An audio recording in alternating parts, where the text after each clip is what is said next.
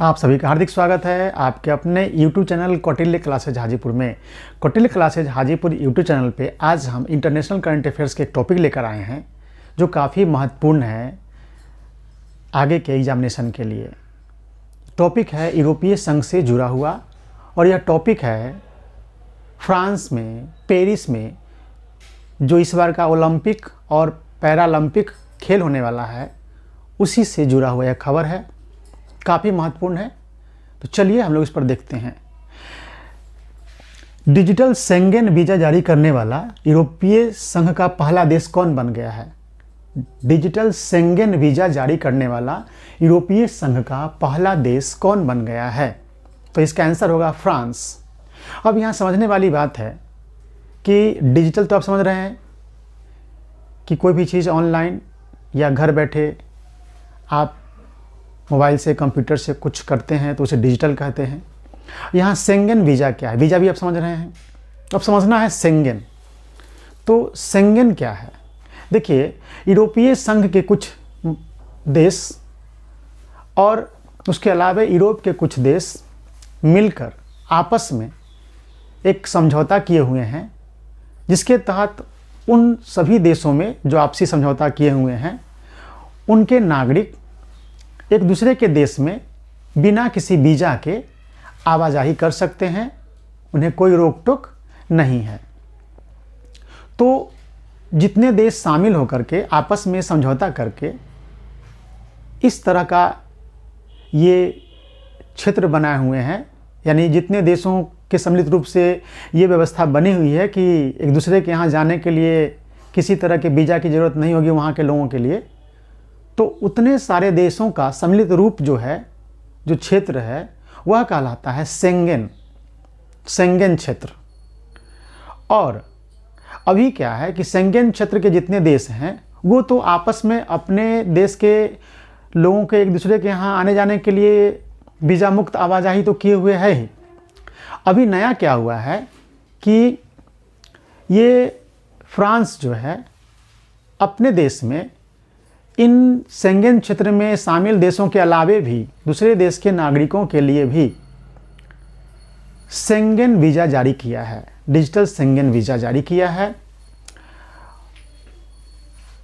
और ये वीज़ा जारी किया गया है फ्रांस में पेरिस में जो इस साल होने वाला है ओलंपिक खेल और पैरालंपिक खेल, तो उसमें जो खिलाड़ी और अन्य महत्वपूर्ण व्यक्ति जो इस खेल से जुड़े हुए हैं या बहुत सारे दर्शक जो वहाँ जाना चाहते हों उनके लिए ये डिजिटल शेंगेन वीज़ा जारी किया गया है, जिसे प्राप्त करने के बाद 90 दिन तक वो बिना किसी वीज़ा के, यानी इसको प्राप्त कर लेंगे तो उन्हें 90 दिन तक बिना किसी रोक टोक के वो उस देश में रह सकते हैं और शेंगेन क्षेत्र में रह सकते हैं, आ जा सकते हैं, खेल का आनंद उठा सकते हैं। खिलाड़ी हों उनके लिए ज़रूरी है।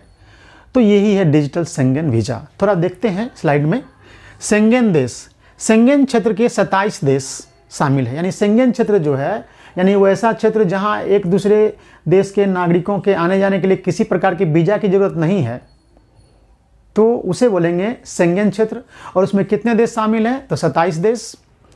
यूरोप के देशों का एक समूह है क्या? शेंगेन क्षेत्र, जिसमें 27 देश हैं। तो यूरोप के देशों का एक समूह है जिसने अपनी सीमाओं को समाप्त कर दिया है। यानी अगर किसी दूसरे देश में आप जाते हैं तो देखते हैं सीमा पे उसके सुरक्षा बल होते हैं और आप बिना किसी पासपोर्ट या वीज़ा के आप नहीं प्रवेश कर सकते हैं।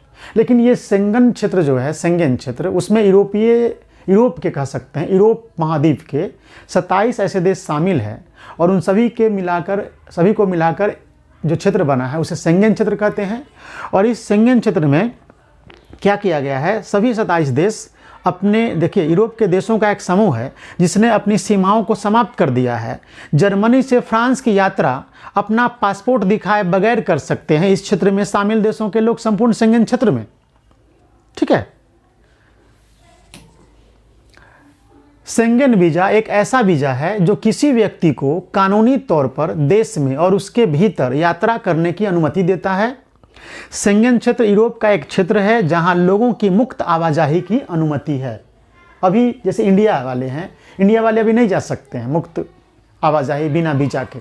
अभी 27 देश जो शेंगेन क्षेत्र कहलाता है, वहाँ के नागरिक उन 27 देशों में बिना किसी वीज़ा के या पासपोर्ट दिखाए एक दूसरे देश में जाते हैं। लेकिन ये जो फ्रांस ने जो काम किया है, डिजिटल शेंगेन वीज़ा जारी किया है, उसको जो व्यक्ति वीज़ा प्राप्त कर लेंगे वो शेंगेन क्षेत्र में यानी घूम सकते हैं।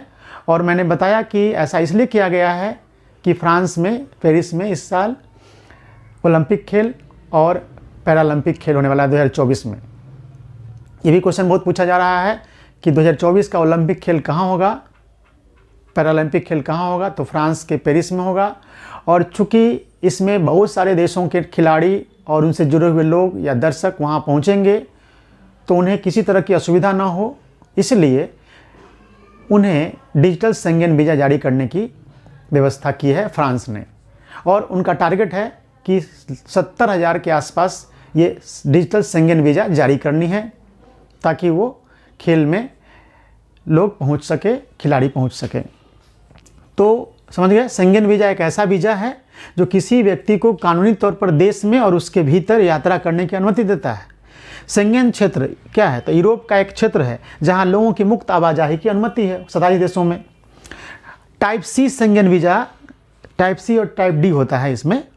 तो टाइप सी शेंगेन वीज़ा यह सबसे लोकप्रिय शॉर्ट स्टे वीज़ा है जो 180 दिनों की अवधि में 90 दिनों से कम समय तक शेंगेन देशों में रहने और यात्रा करने की अनुमति देता है। यानी जान रहे हैं कि खेल लगभग 2 महीना 3 महीना चलता है, तो उस दौरान 90 दिनों तक ये वीज़ा कोई प्राप्त कर लेंगे तो वहाँ पे जाकर बिना किसी पासपोर्ट और वीज़ा के आवाजाही वो कर सकते हैं।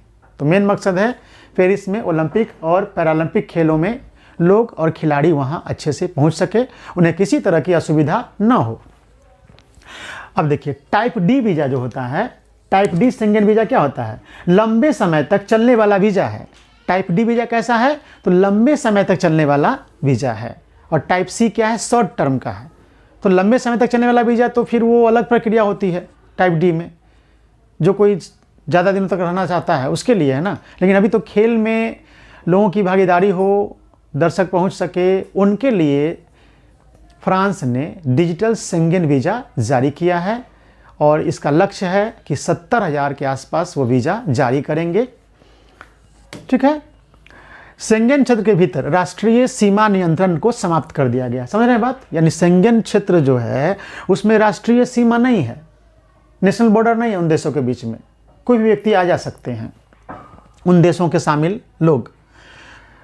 बिना वीज़ा या अन्य यात्रा दस्तावेजों के व्यक्ति कानूनी रूप से शेंगेन क्षेत्र के भीतर एक देश से दूसरे देश की यात्रा कर सके। शेंगेन समझौता 1985 में 5 देशों द्वारा हस्ताक्षर किए गए थे। उस समय 1985 में शुरुआत हुआ था शेंगेन क्षेत्र का, और तब से वर्तमान में 27 देशों में इसका विस्तार हुआ है। यानी शुरू में 1985 में शुरुआत हुई थी, प्रारंभिक 5 देश मिल करके एक ऐसा क्षेत्र बनाए थे आपस में, सभी देश पांचों उस समय 85 में। और उन 5 देशों के नागरिकों को एक दूसरे देश के आने के लिए, जाने के लिए उन्हें किसी तरह के पासपोर्ट या वीज़ा की आवश्यकता नहीं है। और उसी तरह से इसका विस्तार होते होते यूरोप के लगभग 27 देश इसमें शामिल हो गए हैं। और इन 27 देशों में 22 देश यूरोपीय संघ के हैं और 5 अन्य यूरोप के देश हैं जो यूरोपीय संघ में शामिल नहीं है। तो इस तरह से शेंगेन क्षेत्र में कुल कितने देश शामिल हैं, 27। और समझ गए शेंगेन क्षेत्र क्या है, उन 27 देशों में वहाँ के नागरिक एक दूसरे देशों में आ जा सकते हैं बिना पासपोर्ट या वीज़ा के। और फ्रांस इस बार क्या किया है कि यह वीज़ा मतलब कि अलग देश के, दूसरे देशों के लोगों के लिए भी जारी करने की शुरुआत की है, ताकि वहाँ जाकर लोग खेल का आनंद ले सके, खिलाड़ी को यह वीज़ा मिल सके। ठीक है, आप समझ गए होंगे इस चीज़ को। अगर आपसे क्वेश्चन पूछे कि डिजिटल शेंगेन वीज़ा जारी करने वाला यूरोपीय संघ का पहला देश कौन बन गया है, यानी अभी तक ऐसा उन 27 देशों में ही ऐसा होता था, लेकिन ऐसा पहली बार हुआ है, फ्रांस ने किया है कि दूसरे देश के लोग भी अगर ये डिजिटल शेंगेन वीज़ा प्राप्त कर लेंगे तो वो शेंगेन क्षेत्र में बिना किसी पासपोर्ट या वीज़ा के 90 दिनों तक रह सकते हैं। और मकसद मैंने बता दिया, ओलंपिक खेल और पैरालंपिक खेलों के लिए। तो ये इंटरनेशनल करंट अफेयर्स का एक महत्वपूर्ण टॉपिक है, डिजिटल शेंगेन वीज़ा जारी करने वाला यूरोपीय संघ का पहला देश फ्रांस। डिजिटल शेंगेन वीज़ा क्या है ये भी आप जान गए, शेंगेन क्षेत्र क्या है ये भी आप जान गए। तो बहुत बहुत धन्यवाद आप सभी का। हमारे जितने भी करंट अफेयर्स के वीडियो अपलोड हो रहे हैं वो काफ़ी महत्वपूर्ण है। मैंने पहले ही बताया है कि मैं बिना किसी मतलब की बात नहीं करता हूँ, जो भी इम्पोर्टेंट है उसी को चर्चा में लाता हूँ, जो एग्जामिनेशन में निश्चित रूप से पूछा जा सकता है। मैंने बीपीएससी के पीटी में 30 करंट अफेयर्स जो पूछे जाते हैं उसमें अपनी तैयारी के तरीक़ों के आधार पर जब भी मैंने दिया उस एग्ज़ाम को, तब उस 30 में से कभी 27-28 क्वेश्चन तक मेरे बने और इसी के बल पर मैंने अपने सारे एग्जामिनेशन को क्लियर किया है। मतलब विषय का ज्ञान तो पहले से है ही, लेकिन करंट अफेयर्स जिनकी अच्छी तैयारी हो जाती है उनका रिजल्ट पक्का हो जाता है। विशेष फोकस है करंट अफेयर्स पर, ताकि आप सभी लोग सफल हो सके और जो लोग सफल होंगे उन्हें अपनी व्यवस्था में रहकर काम करना होगा और सफलता के लिए सामान्य अध्ययन के स्टैटिक सब्जेक्ट जैसे history, polity, geography, economics, science की तो ज़रूरत होती ही है, लेकिन उससे भी अधिक ज़रूरत हो जाती है करंट अफेयर्स की। क्योंकि कोई व्यक्ति अच्छे से history, polity, geography, economics, general science पढ़े हुए हैं लेकिन करंट अफेयर्स का क्वेश्चन नहीं बनाएगा तो उसका रिजल्ट संदेह के घेरे में रहता है। तो आप इस बात को समझिए।